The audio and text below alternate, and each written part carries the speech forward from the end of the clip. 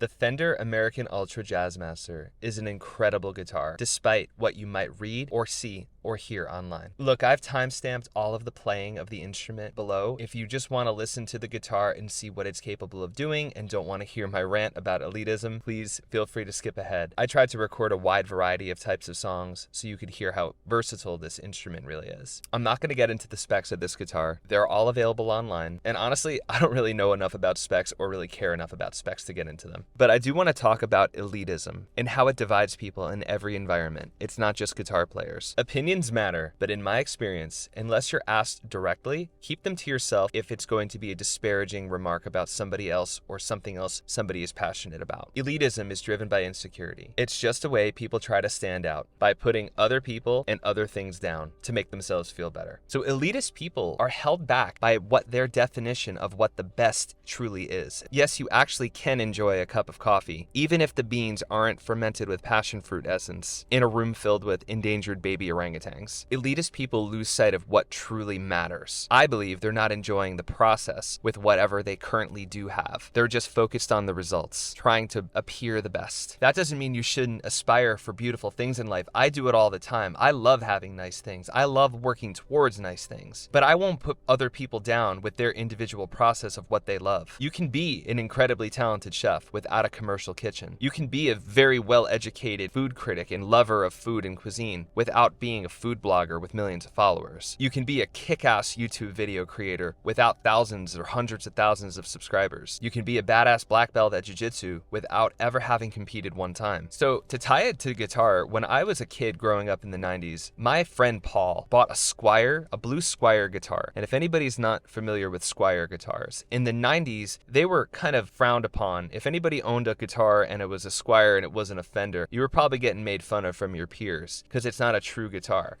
But the crazy thing about Paul is that he was, and he still is to this day, one of the most talented guitar players I've ever watched play. He's a world-class musician. His brother's a world-class musician. And he still owns that blue Squier guitar from the mid-90s when we were growing up in New Jersey. He ran circles around people with that guitar and still does. Does that mean that he's any less talented from people that have elitist views of what instruments should really be like and what they should sound like? My first real electric guitar was a white Mexican Stratocaster. And I even remember back then people saying to me, it's not an American made. American made are the best. And I played an American made that my friend owned and I couldn't even tell the difference back then. I learned so much on that white guitar. I still own it to this day. It's one of my favorite instruments ever and I'll never part ways with it. That instrument got me to the place that I'm at right now and I'm still learning every day, and that's the whole point of learning an instrument and playing something that you're passionate about. It's not about the final destination. It's not about being the best in the world or owning the best thing in the world, because all of that will bog you down. That will stop you and detract you from actually enjoying what you're doing and putting the guitar down and respecting what you've learned and respecting what you're excited to learn. The Fender American Ultra Jazzmaster is not a classic Jazzmaster. It's not the first Jazzmaster ever made. Nothing is, unless it's the first Jazzmaster ever made. So different sub-variations of this guitar are always going to exist, and they're always going to bother elitists that are saying it's not a true this, it's not a true that. But instead, I really believe people should be able to come up with those decisions on their own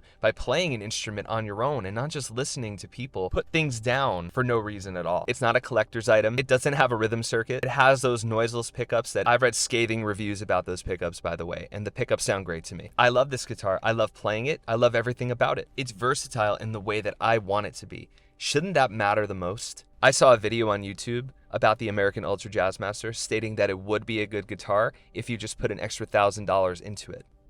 So does that mean my Mexican Strat from the 90s isn't a good guitar? Does that mean that Paul's Squier isn't a good guitar that taught him how to play and that he still plays to this day on stage? Innovation exists, and I believe we are in a world of too many online reviews. All people are trying to do are create noise and put other people down to just make themselves feel better. I see negative reviews all the time that make no sense at all. Now, if you're looking up a restaurant and 100% of the reviews are saying, stay away from this place, it gave me food poisoning, then maybe that's smart to stay away from that place, right? But if all the reviews are everything's incredible about this place and one person's writing something negative about how they couldn't find a parking spot in the parking lot, if they're giving that place a 1-star review, maybe you want to take that with a grain of salt. Don't get caught up in review purgatory. Try things out for yourself. You're always going to find a hater. There are always going to be haters. Somebody reviewed Citizen Kane poorly. What does that say about the movie, and what does that really say about the reviewer? People come up to me all the time and say, oh, you love coffee so much, so I'm embarrassed to talk to you about what my coffee routine is. I drink Starbucks and I drink Dunkin' Donuts at home and I like this and I like that. My response 100% of the time is always, I am proud of you and happy that you have something that you love. What I love and what you love should be different. I should never foist my opinions onto you, and you should never foist your opinions onto other people. Now, if you ask me about what I love about my experience about seeking things out, I'd be more than happy to share with you my experience and why I love it. But I'm not going to sit there and try to get you to do exactly what I do to make myself feel better. That's just not who I am. So the next time you're tempted to look up reviews on an instrument or anything that you're looking to purchase online or experience, try to make sure it's from a reputable source of somebody that has unbiased reviews that they offer, that they're not foisting their elitism onto you. There are plenty of channels in every industry that have incredibly talented people that know what they're talking about, especially in the Jazzmaster community. I know Mike from Pusheen or Poishin, however you pronounce it, is extremely well respected, and he is a personal favorite of mine because he gets into the actual nitty gritty of what an instrument is without sitting there and telling you that you're an idiot if you buy it. And remember, it's truly the journey, not the destination. I've purchased expensive guitars before, and I've instantly had buyer's remorse because I knew in my heart I didn't connect with that guitar, despite what all the online opinions told me about it, and vice versa. I'm so glad that Squier guitars have made a comeback. People aren't treating Squier guitars the way that they treated them in the 90s. All that does is detract people from learning how to play guitar. If you bought a guitar and your peers made fun of you for the type of guitar that you bought, are you going to like going home and playing it? Probably not. It's up to you and not anybody else if you become the guitar player that you want to become. And then you can aspire over time to getting an instrument that you love even more. And you'll probably still love that first instrument that you learned on in the first place. Maybe the pendulum's starting to swing, and maybe elitism is finally going to be put to bed, because I think people are over it. I think people are sick and tired of seeing other people's negative opinions all the time. It takes people away from what matters most in life, the journey and the process. So whatever it is that you're excited about, learning, buying, experiencing, or whatever, enjoy the process of it. Enjoy the process of what it feels like to pick up a guitar and have no idea what you're doing, but learn little by little and get better and better and better. Enjoy the process of being a white belt at jiu-jitsu and knowing nothing about the art, and then one day showing the new trial person that comes in how to properly do a technique and realize you do know a lot more than you think you do. So I hope you guys enjoyed this video. This one I'm very passionate about, and let me know in the comments if you have any thoughts or suggestions